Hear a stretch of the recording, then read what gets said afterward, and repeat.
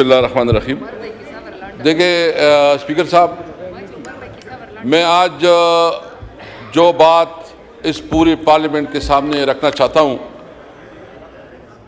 तो सिर्फ आपकी अटेंशन चाहिए। खुर्शीद शाह साहब, मैं समझता हूँ कि देखिए हमने यहाँ एक स्पेशल कमेटी बनाई थी। वो स्पेशल कमेटी का बुनियादी मकसद ये था कि जब पार्लियामेंट के ऊपर हमला हुआ और पार्लियामेंट की तज़हीक की गई और प्रिविलेज ब्रीच की गई, तो इसके हवाले से जो है ना कमेटी बनाई और उस कमेटी का ये था कि ये इस हाउस की जो इस्तेहकाक मजरूआ है उसको बहाल करेगी। मुझे समझ नहीं है कि अभी तक उस कमेटी ने क्या फाइंडिंग दी है, क्या एक्शन लिया है। और उसका नतीजा भी ये है कि हमारे पंजाब के जितने एमएनएज हैं इस पे ज़मीन तंग की गई है। हमारे जितनी भी एमएनएज इधर बैठे हैं, हमारे एक एक एमएनए की घरों पे छापे पड़ रहे हैं, उनको धमकियां दी जा रही है, उनको प्रेशराइज किया जा रहा है और उनको कहा जा रहा है कि आप इस्तीफा दे दें। और ये तक कहते हैं कि हमने स्पीकर से बात की है, आपका इस्तीफा फौरी तौर पर मंजूर हो जाएगा। तो ये हमें बताएं कि क्या ये पार्लियामेंट इस तरह चलेगा? स्पीकर साहब, मैं आपकी तवज्जो, क्योंकि मैं जब आप इस तरह नहीं तवज्जो करेंगे तो फिर आप कोई बात की मकसद नहीं है।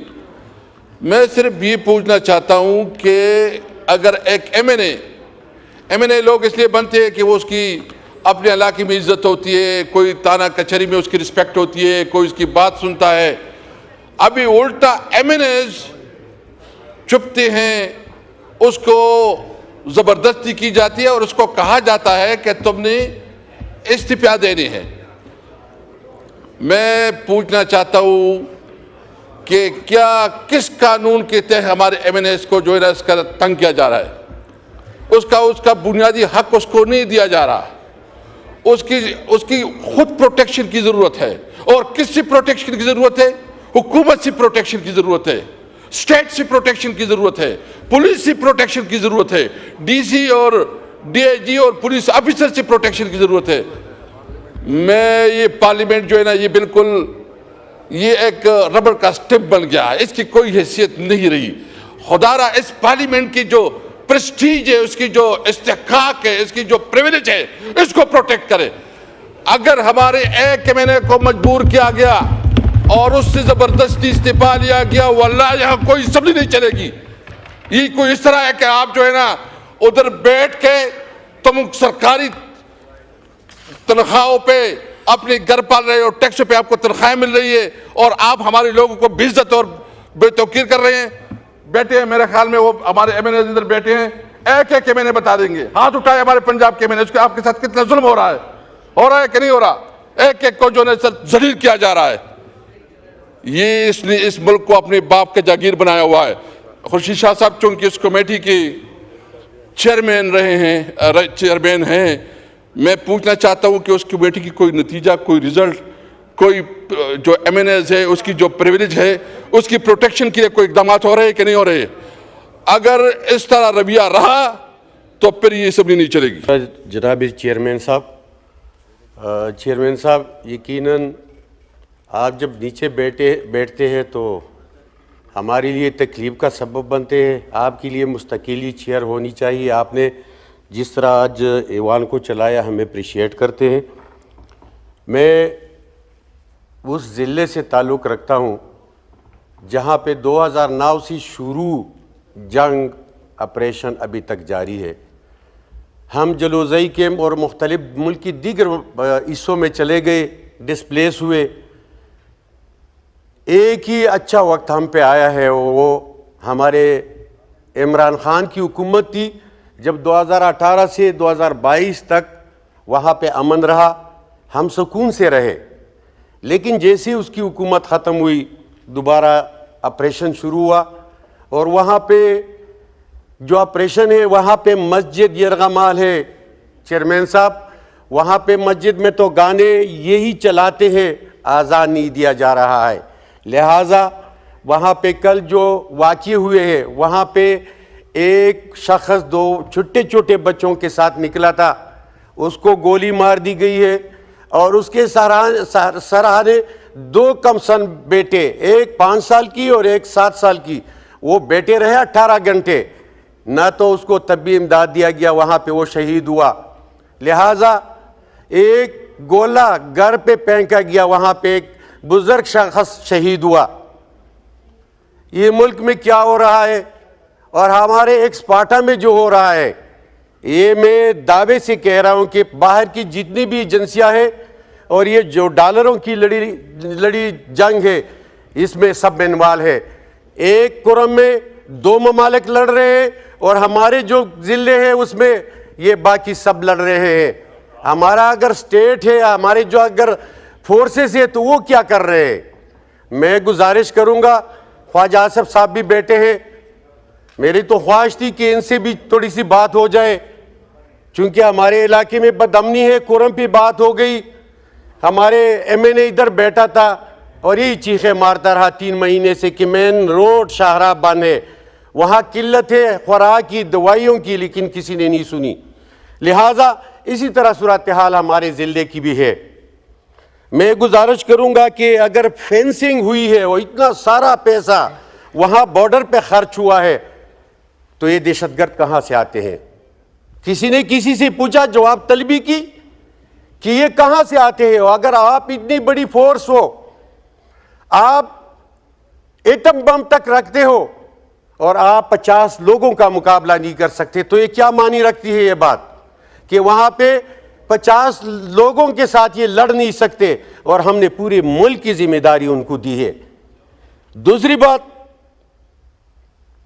कच्चे के डाकू, वहां पे कोई ऑपरेशन नहीं, लोगों का एतमाद खत्म हुआ है, इदारों से एतमाद उठ गया है कि वहां पे तो ऑपरेशन नहीं किया जा रहा है, लेकिन वहां पे फाटा एक्सपाटा में मस्जिदों को यरगमाल बनाया जाता है, घरों में घुस जाते हैं, अब वहां पे शीलिंग होती है, वहां पे मार्केटों को आग लगाई जाती है, वहां पे बेगुनाह लोग, हमारे जो माए बहनें हैं, वो रोडों पे फिर रहे हैं, दौड़ रहे हैं अपना सर बचाने के लिए।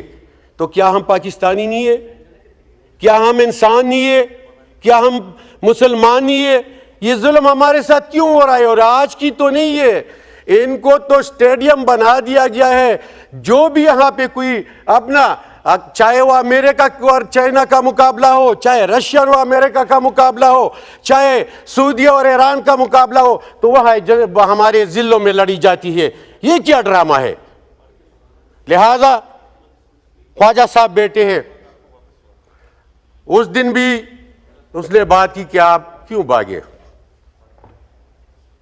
तो मैं तो यही कहूँगा कि शायद आपकी भी उनके साथ पुरानी बकाया जात या जंग बाकी है, लेकिन हम अस्करी तंजीम नहीं है, हम सियासी तंजीम है। हम सियासी मैदान में मुकाबला करेंगे। 2 दफ़ा 3 दफ़ा हम मुकाबला कर चुके हैं।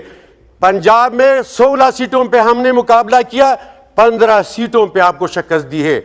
इसी तरह मर्द मुजाहिद खड़ा रहा, 22 सीटों पे 9 सीटों पे खड़ा रहा और 9 में से 8 सीटों पे आपको शिकस्त दी एक मर्द मुजाहिद ने। लिहाजा इस तरह 8 फरवरी को मुकाबला हुआ। अगर ये पीछे खड़े लोग ना होते तो आज हम इस ऐवान में, इस कुर्सी पे हमारे तहरीक इंसाफ का बंदा बैठा होता और इस मुल्क का वज़ीर आज़म इमरान खान होता। लिहाजा ये सब देख रहे हैं। हमारे सिर्फ गुजारिश ये है कि हम गोली चलाने वाले नहीं है, हम अस्करी तंजीम नहीं है, हम सियासी तंजीम है और हम सियासी मैदान में मुकाबला करेंगे। लिहाजा अगर